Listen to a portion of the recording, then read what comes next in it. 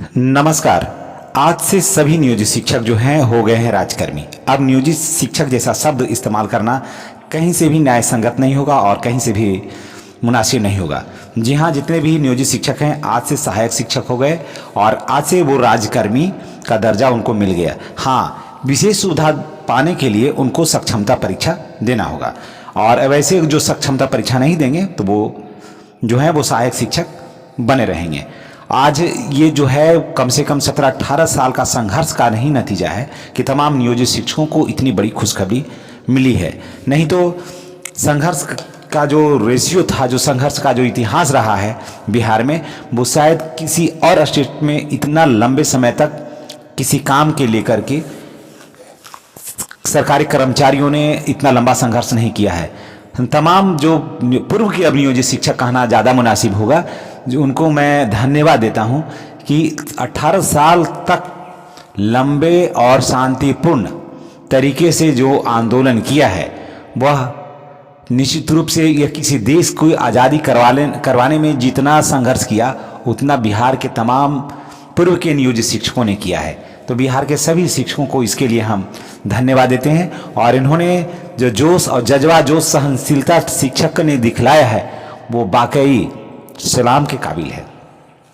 अब इसके बाद हम बात करेंगे कि राज्य सरकार का ने जब राज्यकर्मी का दर्जा जब दे दिया है तो इसके लिए तमाम जो भी शिक्षक हैं वो सभी सरकार को बहुत बहुत धन्यवाद दे रहे हैं, भूरी भूरी प्रशंसा कर रहे हैं। और अब बात हो गई सक्षमता परीक्षा का, तो जी हाँ, आप सबों को पता है कि सक्षमता परीक्षा जो है वो बिहार विद्यालय परीक्षा समिति लेगी और सक्षमता परीक्षा भी जो है वो ज़्यादा टफ भी होने वाला अब नहीं है। कारण कि सरकार का यही नीति है कि किसी भी हाल में जो जितने भी शिक्षक हैं वो एक बार में अगर परीक्षा देते हैं तो उनको ज़्यादा से ज़्यादा क्वालिफाई करवा करके ये झंझट से छुटकारा उसे मिल जाए और अन्य कार्य पर सरकार फोकस अब करना चाहती है।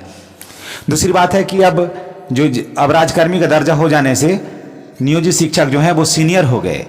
जी हाँ, उनकी सीनियरिटी जो है वो बरकरार रह गई, उन्हें अब ज़्यादा परेशान होने की ज़रूरत नहीं है। और जो पूर्व के शिक्षक हैं, जो नियोजित शिक्षक हैं और उन्होंने बीपीएससी की जो परीक्षा दी थी और वो कम नंबर थोड़ा आया था, 1-2 नंबर से अपने कोटि के हिसाब से वो छट गए थे, उनको अब सक्षमता परीक्षा देने की ज़रूरत नहीं है।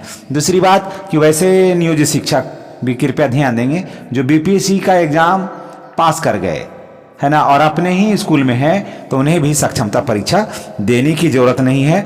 वो भी राजकर्मी का दर्जा उनको मिल गया और अपने विद्यालय में फिलहाल वो बने ही रहेंगे, वहाँ भी उनको किसी तरह की अब कोई कठिनाई नहीं है। अब उसके बाद बात हो गई कि अब नियोजित शिक्षक और बीपीएससी के जो शिक्षक हैं ये दोनों में अंतर क्या होगा। तो अंतर यही होगा कि नियोजित शिक्षक जो हैं, जो पूर्व के नियोजित शिक्षक जो हैं, जो अब सहायक शिक्षक के तौर पर बन गए, वो ही सीनियर होंगे बीपीएससी वाले शिक्षकों से। जी हाँ, जो पूर्व के नियोजित शिक्षक हैं वो सीनियर होंगे बीपीएससी वाले शिक्षकों से और ये सीनियर कहलाएंगे। बाकी इसका स्कूल का जो भी देखभाल होगा सीनियरिटी के हिसाब से अगर जो करना होगा तो यही नियोजित शिक्षक ही उसको करेंगे। कारण कि नियोजित शिक्षक भी जो है अब राजकर्मी आज से हो गए और काफ़ी इंतजार के बाद। हालांकि वीडियो हम लोग बनाते थे तो लोग कहते, माने हमेशा कमेंट करते थे कि ये ऐसा वीडियो बना रहे हैं, हम लोगों के जज्बात से खेल रहे हैं, ये सब झूठी खबर है, ये सब प्रोपेगेंडा है, इस तरह का वीडियो नहीं बनाना चाहिए, है ना। लेकिन परिस्थिति कुछ ऐसी भिन्न हो गई थी, राज्य सरकार के सामने भी कुछ ऐसी परिस्थिति हो गई थी कि जिसके कारण 1-1.5 महीना पहले इसको जो आना चाहिए था प्रस्ताव को 1-1.5 महीना पहले नहीं आया और 15 दिन तो इसलिए भी विलंब हो गया कि 15 दिन कैबिनेट की कोई बैठक नहीं हुई, जिसकी वजह से भी इसमें थोड़ा वक्त लगा। नहीं तो ये 15 दिन पहले ही हो गया था। कारण कि नीतीश कुमार ने मंसूबा पहले ही बना लिया था कि नियोजित शिक्षकों को राजकर्मी का दर्जा हमको देना ही है। कारण कि ये आपको याद होगा कि गांधी मैदान में ये ऐलान कर चुके थे कि हम आप सबों को भी राजकर्मी का दर्जा देंगे, एक परीक्षा लेंगे, उसके बाद आप भी राजकर्मी का दर्जा में आप शामिल हो जाएंगे।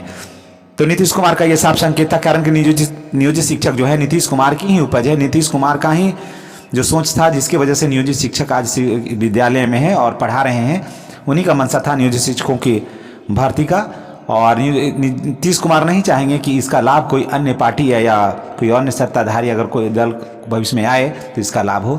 और नियोजित शिक्षकों की सोच और अपनी समझ को अपने हिसाब से ये हैंडल करना चाह रहे थे, जिसमें नीतीश कुमार जो हैं वो 100% कामयाब हो गए। इन्हीं बातों के साथ हम आपसे विदा लेते हैं। आने वाला कल आपका सुखद, सुखमय और मंगलमय हो। बहुत बहुत धन्यवाद।